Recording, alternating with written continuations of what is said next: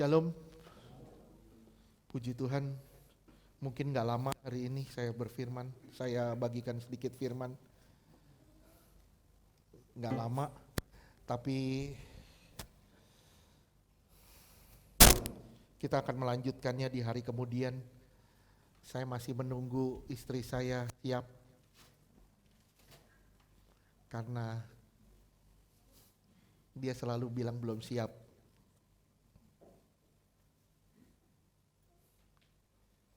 Saya bukan mau curhat, tapi saya mau bilang sama saudara, dalam beberapa hari terakhir saya ngalamin tekanan begitu berat. Saya ngerasain bagaimana jalanin hidup ini begitu susah.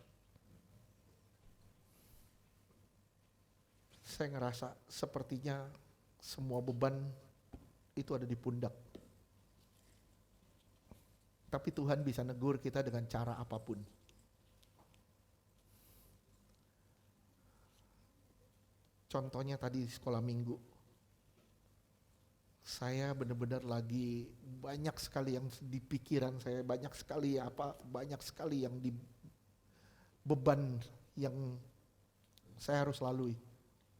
Istri saya yang tahu, saya nggak bisa ngomong sama siapa-siapa. Mungkin selama ini saya selalu tutupin. Tapi beberapa hari kemarin itu meledak semua. Nggak gampang saya ngelewatinnya. Nggak gampang, sangat nggak mudah. Banyak sekali yang harus dilalui.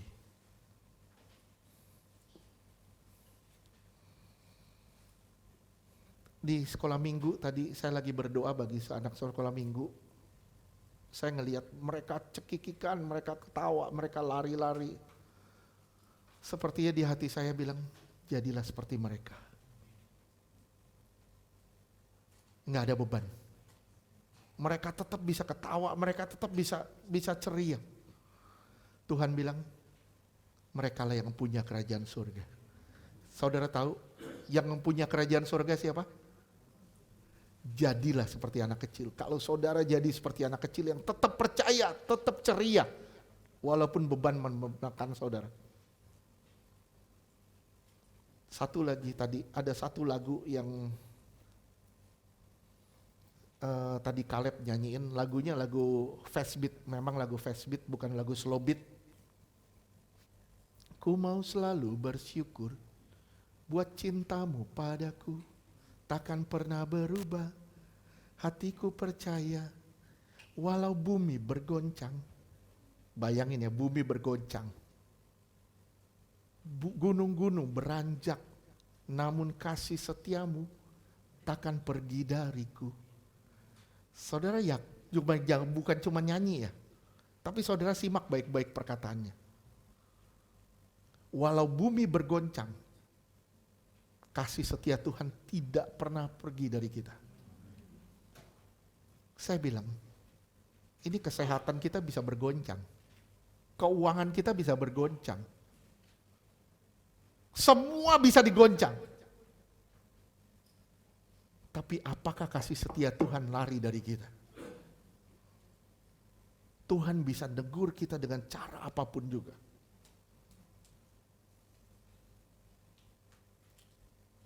Kita ngalamin kelepasan di dalam hadirat Tuhan. Sampai kemarin saya ketawa sama istri saya saya bilang gini, bener ya, kita gak boleh curhat sama manusia. Curhat sama manusia pasti kecewa.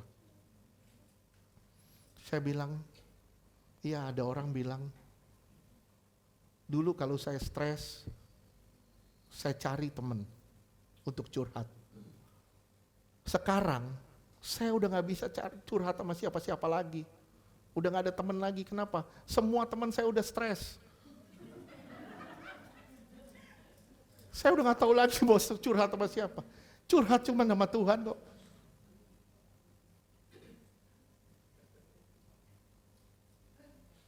Cari Tuhan gak pernah akan kecewa. Gak bakal akan kecewa. Saya sampai bilang sama istri saya, gua kalau nggak ada Tuhan gua udah gila. Bener, kalau nggak cari Tuhan stres kita.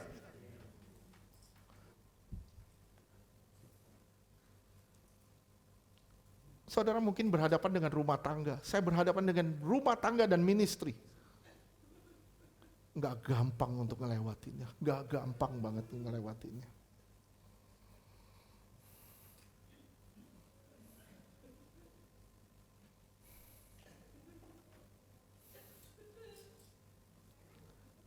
Tapi kita percaya kasih setia Tuhan nggak lari dari kita, nggak pernah pergi dari kita.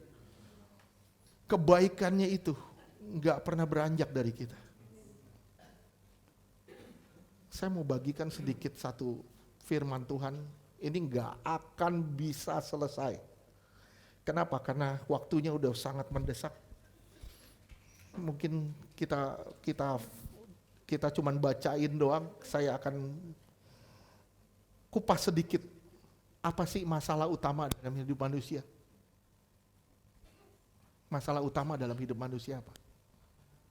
Masalah yang paling berat dalam manusia apa? Apa? Ego. Sakit. Dosa. Masalah yang paling berat dalam diri manusia itu dosa. Enggak ada yang lain.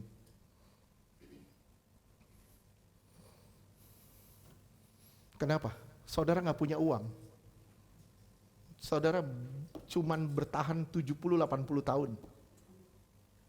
Tapi saudara nggak punya Tuhan, saudara hidup dalam dosa, saudara mati kekal loh. Nggak ada pertolongan. Waduh, saya cuman bilang, masalah utama manusia itu dosa. Bukan kesehatan, bukan keuangan. Dosa satu-satunya. Semua masalah itu sementara. Tapi dosa akan membawa kita pada kematian kekal. Masalah kekal. Kita sama-sama lihat, kita baca dulu ya. Baca dulu agak panjang. Ya, agak panjang di Bilangan 19 ayat 1 sampai 22. Saudara tahu hari Jumat kita lagi penyembahan, lagi masuk PW. Tuhan kasih lihat saya jelas tentang lembu merah. Lembu betina merah. Ternyata Tuhan mau kita belajar tentang air pentahiran.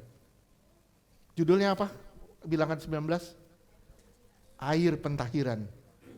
Ya, makanya bawa Alkitab, jangan bawa Alkitab. Di Alkitab ada judulnya air pentahiran. Ya. Bilangan 19 ayat 21. Ayat 1. Mulai dari ayat 1 sampai 22. Bilangan 19 ayat 1. Tuhan berfirman kepada Musa dan Harun. Ya, terus ayat 2. Ayat 2. Inilah ketetapan hukum yang diperintahkan Tuhan dengan berfirman, katakanlah kepada orang Israel, supaya mereka membawa kepadamu seekor lembu betina merah yang tidak bercela, yang tidak ada cacatnya, dan yang belum pernah kena kuk. Lihat, mereka harus bawa lembu betina merah, tanpa cacat, belum pernah kena kuk. Terus, Bilangan 19 ayat 3, dan haruslah kamu memberinya kepada Imam Eleazar, maka lembu itu harus dibawa keluar tempat perkemahan, lalu disembelih di depan imam. Iya, disembelih di depan imam, dibawa keluar kemah pertemuan. Simak ya perkataannya, saya tekanin kata-kata penting. Terus ayat 4, kemudian Imam Eleazar harus mengambil dengan jarinya sedikit dari darah lembu pakai itu. jari darahnya, terus Lalu haruslah ia mempercikan sedikit ke arah sebelah depan kemah pertemuan sampai sebelah depan. 7 kali. Sebelah depan. Jadi di pintu masuk ya, itu dipercikan dengan darah 7 kali. Terus ayat 5, sesudah itu haruslah lembu itu dibakar habis di depan mata imam, kulitnya, dagingnya, dan darahnya haruslah dibakar habis bersama-sama dengan kotorannya. Lihat, semuanya harus dibakar habis. Apanya? Kulitnya, dagingnya, darahnya, sampai kotorannya. Bukan laser pointer. Terus? Ayat 6, dan imam haruslah mengambil kayu aras, hisop, dan kain kirmizi, dan melemparkannya ke tengah-tengah api yang membakar habis lembu itu. Oke, 7. Bilangan 19 ayat 7, kemudian haruslah imam mencuci pakaiannya dan membasuh tubuhnya dengan air. Sesudah itu masuk ke tempat perkemahan dan imam itu najis sampai matahari terbenam. Lihat ya, imamnya jadi najis sampai matahari terbenam. Ini persembahan yang gak seperti biasa. Di kurban yang lain, saya bilangnya kurban sekarang. Saya gak bilang korban. Kalau korban itu korban kerusuhan Mei. Saya bilangnya kurban. Oke, mungkin udah pada tahu semua ya. Ya, kalau korban itu bahasa Inggrisnya victim. Tapi kalau kurban itu bahasa Inggrisnya sacrifice. Jadi yang benar kurban, bukan korban. Oke, terus lihat khusus persembahan ini. Imam, kalau di persembahan lain, imam potong, imam gak najis. Tapi di persembahan ini, imam najis. Terus? Bilangan 19 ayat 8, orang yang membakar habis lembu itu haruslah mencuci pakaiannya dengan air. Lihat, imamnya najis. Terus? Dan membasuh tubuhnya dengan air, dan ia najis sampai matahari terbenam. Orang yang bakar juga jadi najis. Terus? Ayat 9, maka seseorang yang tahir haruslah mengumpulkan abu lembu itu Ini orang yang tahir, dia kumpulin abunya. Terus? dan menaruhnya pada suatu tempat yang tahir Abunya dikumpulin, ditaruh di tempat yang tahir. Terus? di luar tempat perkemahan. Di luar tempat perkemahan. Terus? Supaya semuanya itu tinggal tersimpan bagi umat Israel untuk membuat air pentahiran. Itulah penghapus dosa. Iya, 10. Ayat 10, dan orang yang mengumpulkan abu lembu itu haruslah mencuci pakaiannya dan ia najis sampai matahari terbenam.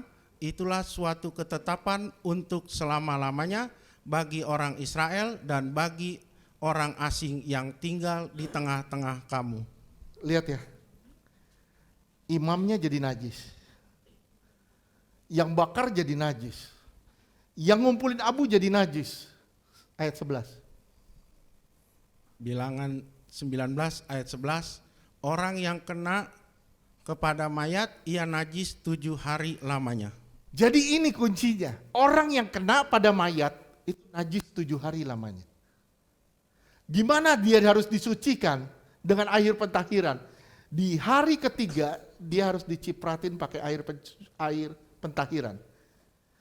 Di hari ketujuh dia dicipratin lagi. Jadi 7 hari 2 kali dicipratin pakai air pencucian. Dipercikkan air pencucian, persucian. Dipercikkan. Bingung kan? Bingung ya? Gini, nanti kita jelaskan. Kalau nggak hari ini ya nggak mungkin lah hari ini. Kalau hari ini kita sampai jam 4. Karena ini panjang. Jadi gini,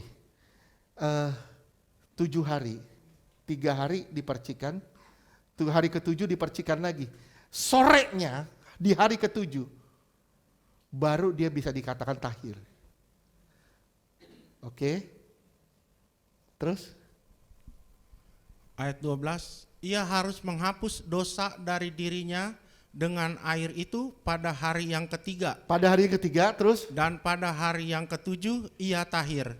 Tetapi jika pada hari yang ketiga ia tidak menghapus dosa dari dirinya, maka tidaklah ia tahir pada hari yang ke-7. Jadi nggak bisa sekali. Hari ketiga dia harus disucikan. Hari ke-7 dia harus disucikan lagi. Jadi selama 7 hari itu harus 2 kali.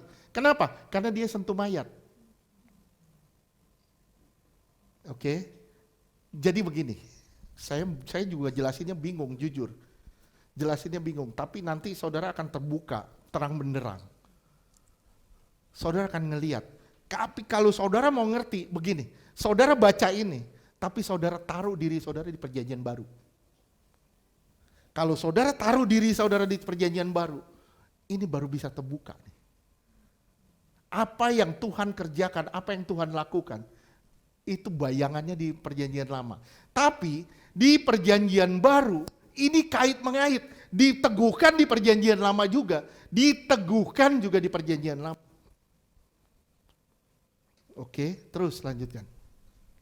Bilangan 19 ayat 13, setiap orang yang kena kepada mayat, yaitu tubuh manusia yang telah mati, dan tidak menghapus dosa dari dirinya, ia menajiskan kemah suci Tuhan, dan orang itu haruslah dilenyapkan dari Israel. Karena air pentahiran tidak disiramkan kepadanya, maka ia najis, kenajisannya masih melekat padanya. Oke. Ngerti gak? Nggak ngerti ya? Bingung ya? Mau dihudain aja, lanjut minggu depan. Terus, jadi gini, kalau orang itu nggak disuciin pakai air, dia nggak bisa masuk kemah suci. Dia nggak bisa masuk ke sini. Dia harus disuciin dulu. Iya, sorry, lupa.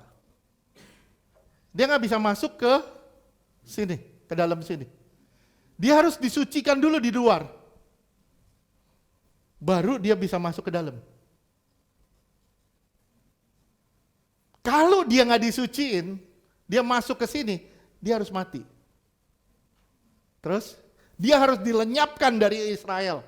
Karena air pentahiran tidak disiramkan padanya. Maka ia najis dan kenajisan itu melekat pada dirinya.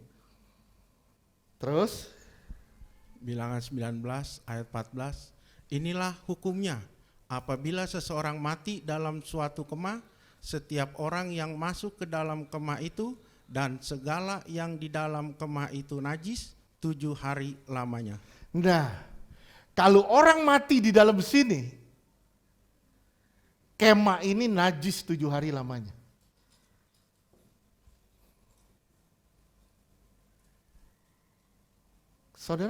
Saudara mesti udah lihat, masalah utama itu kenajisan. Kenajisan itu bukan bicara soal seks, toh. Kenajisan itu bicara dosa secara korporat. Jadi kalau kita ngomong kenajisan, jangan otak kita ke seks doang. Kenajisan itu mencakup semua dosa. Terus, Ayat 15, setiap bejana yang terbuka yang tidak ada kain penutup terikat di atasnya adalah najis. lihat, bejana yang terbuka nggak ditutup itu najis. Terus, Ayat 16, juga setiap orang yang di padang yang kena kepada seseorang yang mati terbunuh oleh pedang atau kepada mayat atau kepada tulang-tulang seorang manusia atau kepada kuburan, orang itu najis 7 hari lamanya. 7 hari dia najis. Bisa bayangin, kalau kita lewat kuburan, saudara nginjek kuburan, najis 7 hari lamanya. Kalau rumah kita dekat kuburan, kita najis terus.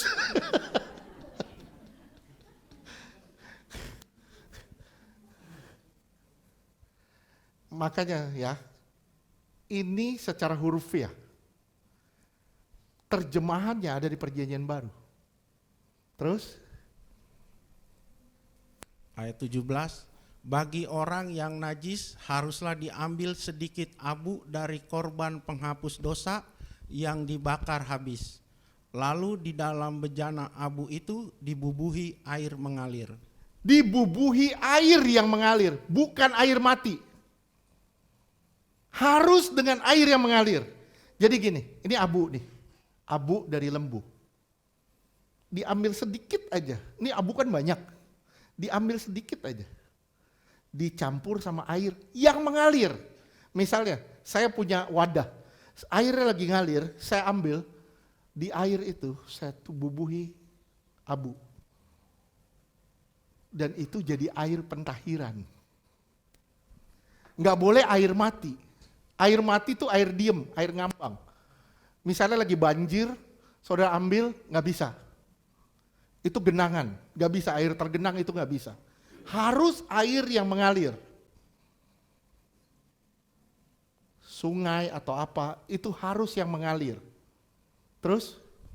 Ayat 18, kemudian seseorang yang tahir haruslah mengambil hisop, mencelupkannya ke dalam air itu dan mempercikannya ke atas kemah dan ke atas segala bejana dan ke atas orang-orang yang ada di sana dan ke atas orang yang telah kena kepada tulang-tulang atau kepada orang mati terbunuh atau kepada mayat atau kepada kubur itu. Ya, 19. Ayat 19, orang yang tahir itu haruslah mempercikan kepada orang yang najis itu pada hari yang ketiga dan pada hari yang ketujuh. Dan pada hari yang ketujuh itu haruslah ia menghapus dosa orang itu, dan orang yang najis itu haruslah mencuci pakaiannya dan membasuh badannya dengan air. Lalu ia tahir pada waktu matahari terbenam. Oke. Masih bingung, mukanya bingung semua. Bingung kan? Bingung ya? Saya juga jelasinnya bingung, jujur. Terus, 20. Ayat 20, tetapi orang yang telah najis dan tidak menghapus dosa dari dirinya, Nih orang ya, itu perhatiin. Orang yang najis, tapi dia nggak mau bertobat. Nggak mau menghapus dirinya. Terus, orang itu harus dilenyapkan dari tengah-tengah jemaat itu, karena ia telah menajiskan tempat kudus Tuhan. Air pentahiran tidak ada disiramkan kepadanya, jadi ia tetap najis. ini artinya orang yang nggak mau bertobat. Udah dosa, nggak mau bertobat. Oke, terus 21. Ayat 21, itulah yang harus menjadi ketetapan bagi mereka untuk selama-lamanya. Selama-lamanya. Nah, abu ini bermanfaat sampai abunya habis. Kalau abu ini bertahan berabad-abad, itu berabad-abad abu ini bisa dipakai untuk pentahiran. Dan ini menjadi ketetapan turun-menurun. Terus? Orang yang menyiramkan air pencuci itu, ia harus mencuci pakaiannya, dan orang yang kena kepada air penyuci itu, ia menjadi najis sampai matahari terbenam. Tadi saudara lihat, yang nyipratin aja itu najis. Ini beda sama yang lain. Khusus ini beda sekali sama yang lain. Terus ayat 22. Ayat 22, segala yang diraba orang yang najis itu menjadi najis, dan orang yang kena kepadanya menjadi najis juga sampai matahari terbenam. Iya. Saudara hitungin kata najis berapa banyak tuh. Jadi kuncinya begini, kenajisan itu jadi persoalan yang serius. Jadi virus yang menggerogoti kerohanian seseorang. Orang yang terjangkit dengan kenajisan butuh pentahiran karena orang itu tidak lagi bisa beribadah kepada Tuhan. Jadi air pentahiran ini solusi dari Allah karena manusia sudah berdosa dan tidak lagi bisa bersentuhan dengan Allah. Saudara lihat di Bilangan 17 ayat 12 dan 13. Mungkin gak lama, sebentar saya akhiri. Gak apa-apa ya, minta maaf. Karena ini pasti panjang banget kalau dibahas. Mudah-mudahan istri saya mau khotbah. Kita dukung doa dia. Sambung. Terus Bilangan 17 ayat 12, tetapi orang Israel berkata kepada Musa, Sesungguhnya kami akan mati, kami akan binasa, kami semuanya akan binasa. Kami semua akan mati, kami semua gak ada harapan untuk hidup lagi. Terus Ayat 13, siapapun juga yang mendekat ke kemah suci Tuhan, niscaya ia akan mati. gimana caranya gue mau beribadah sama Tuhan? Gimana caranya saya bisa beribadah kepada Tuhan? Sementara saya datang saya pasti mati. Terus, Haruskah kami habis binasa? haruskah kami habis binasa? Tuhan kasih solusi dengan air pentahiran. Supaya orang bisa kembali beribadah kepada Tuhan. Saudara perhatiin, di dalam perkemahan pasti banyak yang mati. Saudara tahu kan, 40 tahun mereka berjalan. Dan di firman Tuhan bilang, angkatan itu habis semua. Coba saudara hitung, itu satu hari berarti ada 40 orang yang mati. Dalam satu hari, di dalam satu kemah. Gimana ceritanya orang gak bisa bersentuhan dengan mayat? Mungkin gak? Susah. Susah. Belum lagi ada kuburan, belum lagi ada tulang-tulang segala macam. Gimana caranya mereka tidak bersentuhan dengan kematian?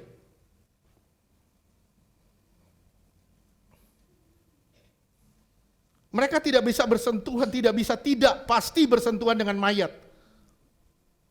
Belum lagi kuburan. Saudara lihat di Imamat pasal 4. Itu dosa secara umum, dosa secara umum. Yang dibahas di Imamat 4 itu dosa secara umum. Tapi air pentahiran, dosa yang bersentuhan dengan mayat. Kalau di Imamat 4 itu kurban bakaran, itu bersentuhan dengan dosa secara umum. Tapi di air pentahiran itu hanya khusus dosa yang bersentuhan dengan mayat. Sekarang kita lihat paralelnya. Lihat paralelnya sedikit di 2 Korintus 6 ayat 17 dan 18. 2 Korintus 6 ayat 17. Sebab itu keluarlah kamu dari antara mereka, terus dan pisahkanlah dirimu dari mereka. Firman Tuhan, dan janganlah menjamah apa yang jangan najis. menjamah apa yang najis. Terus Maka aku akan menerima kamu. baru aku bisa terima kamu. Kamu gak boleh jamah apa yang najis. Apa itu yang najis? Dosa, kematian, semua yang berhubungan dengan kematian. Termasuk pergaulan kita dengan segala sesuatu yang mati. Termasuk apa? Game bisa. Termasuk apa lagi? Musik-musik dunia bisa. Itu kematian, itu berhubungan dengan kematian. Film-film bisa.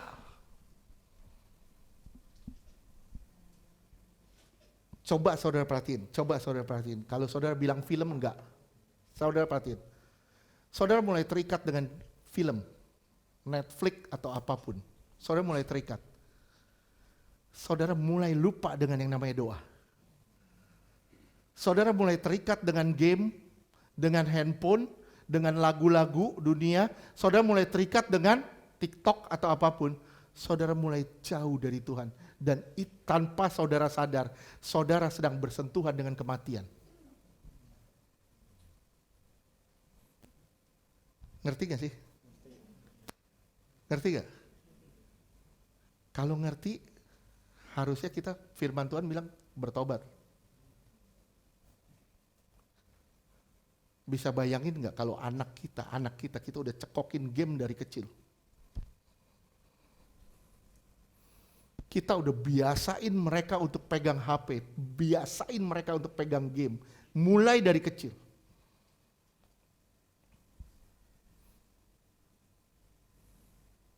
Gede sedikit jadi Game Boy. Ntar gede lagi jadi gamers. Kalau udah gendut jadi Game Boy. Ya Pak ya? Enggak. Sadar nggak? Segala sesuatu yang duniawi akan menggeser saudara ke sana. Dan itu sebenarnya kematian.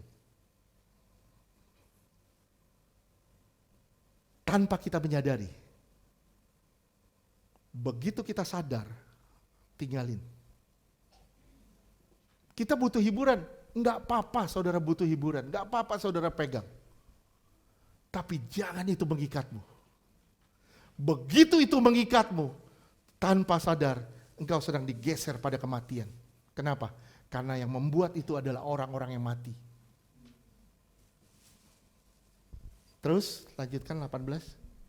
2 Korintus 6 ayat 18, dan aku akan menjadi bapakmu, dan kamu akan menjadi anak-anakku laki-laki dan anak-anakku perempuan. Demikianlah firman Tuhan yang Maha Kuasa. Ini baru firman Tuhan yang Maha Kuasa. Tuhan bilang, aku akan menjadi bapakmu, kamu jangan jadi anakku. Tapi kamu harus jauhi semua yang najis. Termasuk pergaulan. 1 Korintus 15 ayat 33.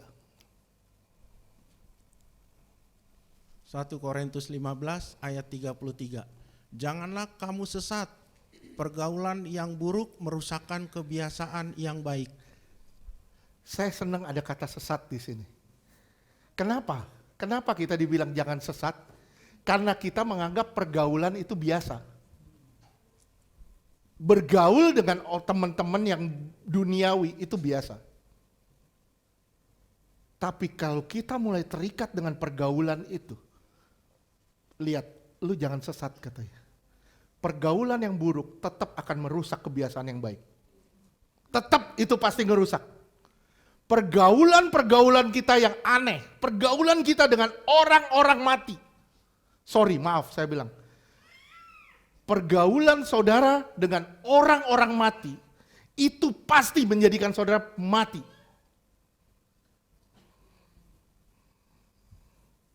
Oke, sekarang lihat lagi, Mazmur 1 ayat 1. Mazmur 1 ayat 1. Berbahagialah orang yang tidak berjalan menurut nasihat orang fasik, yang tidak berdiri di jalan orang berdosa, dan yang tidak duduk dalam kumpulan pencemooh. Ini orang-orang mati semua nih. Berjalan dalam nasihat orang fasik. Orang fasik itu bukan berarti orang yang tidak percaya Tuhan. Orang fasik adalah orang yang percaya Tuhan, tapi mengingkari Tuhan. Kadang-kadang banyak sekali orang fasik dalam gereja. Banyak orang fasik dalam gereja.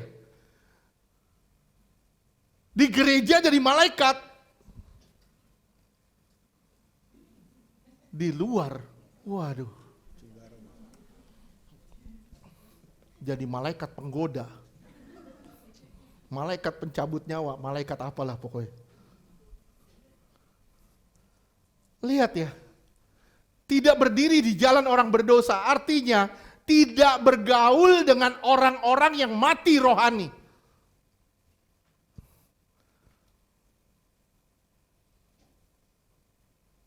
Fakta menyatakan kalau kamu duduk di tengah-tengah penjudi, kamu akan jadi penjudi.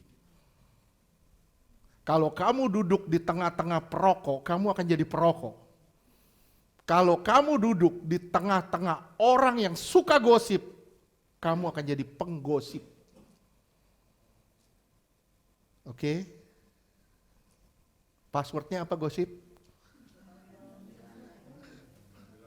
Udah tahu belum? Jangan bilang-bilang ya. Itu passwordnya. Kalau udah tahu belum? Jangan bilang-bilang ya. Pasti terbuka tuh.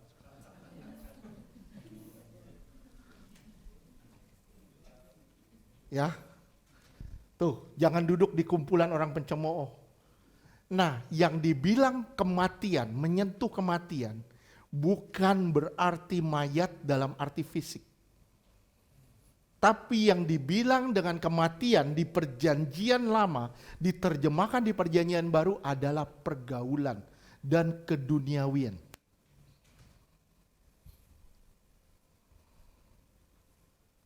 Kalau saudara menyentuh segala sesuatu yang najis, saudara akan najis.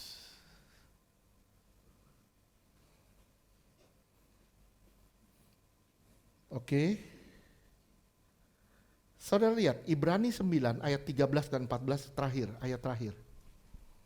Ayat terakhir, Ibrani 9 ayat 13 dan 14. Ibrani 9 ayat 13, sebab jika darah domba jantan dan darah lembu jantan dan percikan abu Lembu muda. menguduskan mereka yang najis, Terus, sehingga mereka disucikan secara lahiriah. secara lahiriah, itu di perjanjian lama, secara lahiriah mereka disucikan. Terus, 14. Ibrani 9 ayat 14, betapa lebihnya darah Kristus yang oleh roh yang kekal telah mempersembahkan dirinya sendiri kepada Allah sebagai persembahan yang tak bercacat, akan menyucikan hati nurani kita dari perbuatan-perbuatan yang sia-sia, supaya kita dapat beribadah kepada Allah yang hidup. Tujuannya apa? Supaya saudara dan saya dapat beribadah kepada Allah yang hidup. Oleh sebab itu hati nuranimu harus dibersihkan dulu. Kalau hati nuranimu gak bersih, kamu akan condong kepada dosa. Kamu akan condong pada kematian. Kenapa? Hati nurani kita belum dibersihkan. Oleh sebab itu hati nurani harus dibersihin dulu.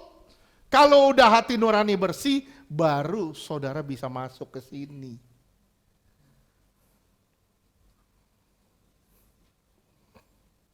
Oke, saya pernah ngomong sama saudara, hati nurani itu apa? Manusia terdiri atas roh, jiwa, tubuh. Kita bersentuhan sama Allah itu roh sama roh. Bukan roh sama jiwa. Nah, roh kita sama roh Allah itu bersentuhan. Tapi gimana caranya? Roh kita memberi sinyal kepada jiwa kita. Satu-satunya cara lewat hati nurani di sini. Hati nurani itu seperti handphone. Seperti handphone. Kalau sinyal nggak bisa nangkep sinyal, hati nuraninya brengsek. Ada kepahitan, sakit hati, segala macam. Hati nuraninya brengsek. Hati nuraninya condong pada dosa. Ini hati nurani nggak benar. Apa yang terjadi? Jiwanya rusak, nggak bisa diperbaiki. Jiwanya tetap rusak, nggak bisa diperbaiki. Jiwa ini apa? Jiwa ini rapot. Kalau saudara naik kelas itu rapot. Lulus atau enggak itu dilihat dari jiwa kita. Kenapa? Jiwa kita nanti akan menentukan apa yang kita perbuat lewat tubuh kita. Ngerti gak sih? Ngerti gak? Bener? Jadi jiwa kita akan menentukan apa yang kita perbuat dengan tubuh kita. Tubuh kita ini kendaraannya. Jiwa itu sopirnya. Ngerti? Jiwa itu sopirnya. Hati nurani itu penghubungnya. Jadi navigatornya. Lu harus belok kiri, belok kanan, belok kiri, belok kanan. Itu hati nurani. Kalau navigatornya nggak benar, kalau saudara pakai Google Map-nya salah, saudara pasti nyasar. Ngerti gak? Oke, sampai sini dulu ya. Oke, kita lanjutkan kapan, nggak tahu nanti. Mudah-mudahan kita doa sepakat supaya Karen bisa khotbah. Oh Karen, lihat mereka menanti-nantikanmu.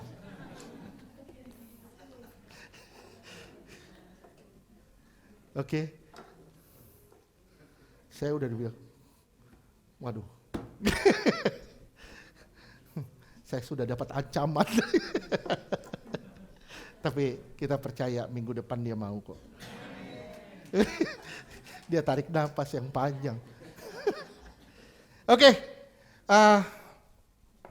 untuk sementara sampai sini dulu. Tapi saya memberi waktu sedikit kalau ada yang mau bertanya.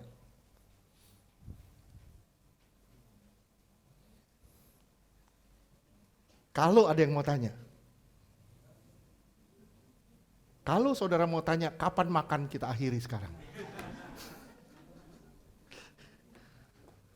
Oke, sudah cukup. Kita lanjutkan di pertemuan kali berikutnya. Kita nggak tahu kapan. Oke, Tuhan berkati.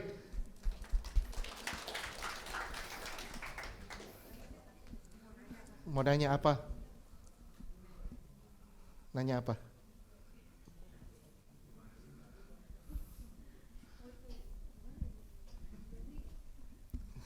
Jadi gini, orang Yahudi, maaf, saya cut dulu sebentar. Orang Yahudi itu masih percaya dengan Taurat, masih ikutin Taurat secara hurufiah. Dan binatang ini, lembu betina merah ini sudah punah berapa ribu tahun yang lalu. Punah berapa ribu tahun yang lalu. Dan itu fakta menyatakan tanggal 28 Agustus tahun 2018 di majalah Sun Magazine itu dinyatakan lembu merah itu lahir kembali. Berarti semua peralatan yang dibutuhkan untuk pembangunan kemah suci itu sudah selesai. Semua perabotnya itu sudah selesai. Karena apa? Karena ada barang-barang yang tidak ditemukan lagi sampai hari ini. Dan semua sudah komplit hari ini. Termasuk lembu betina merah. Dan dinyatakan 3 bulan kemudian dari tanggal 28 Agustus tahun 2018. 3 bulan kemudian di Sun ditulis lagi, Sun Magazine ditulis lagi, kalau lembu itu tidak bercacat. Dan saat ini sudah lahir 5 lembu betina merah. Secara adikodrati. Saya cuma bilang bersiap-siap karena waktunya sudah singkat.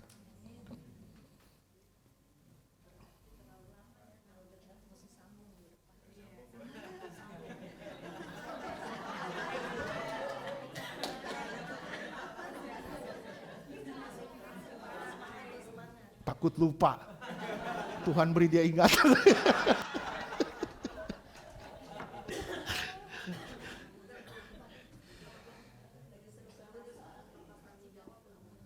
Tiga hari. Ya nanti kan lanjutan. Kalau mau dilanjutin sekarang sampai jam 4 kita. Hah? Nanti aja.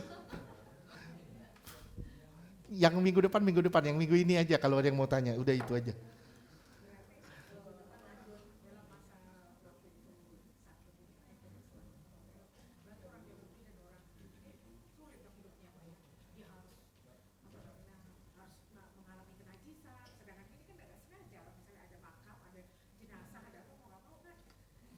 Ya memang, kalau makanya Tuhan kan sebenarnya mempermudah segala sesuatu dengan kematian dia di kayu salib.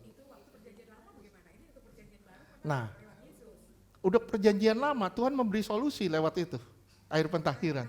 Sebenarnya yang perjanjian lama itu bayangan dari yang akan datang yang wujudnya Yesus. Kolose 2. Oke? Nah, kalau mereka mau tetap percaya perjanjian lama itu masalah mereka. Mereka masih mengikuti, makanya mereka masih menantikan bait Allah yang berikut ini akan terbangun kembali. Mereka nunggu kelahiran lembu merah betina ini. Ternyata 28 Agustus 2018 sudah lahir di rumah sakit Husada.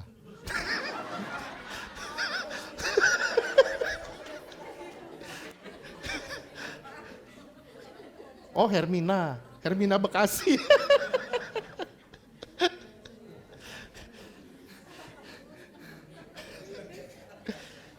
Bu Fitri udah serius.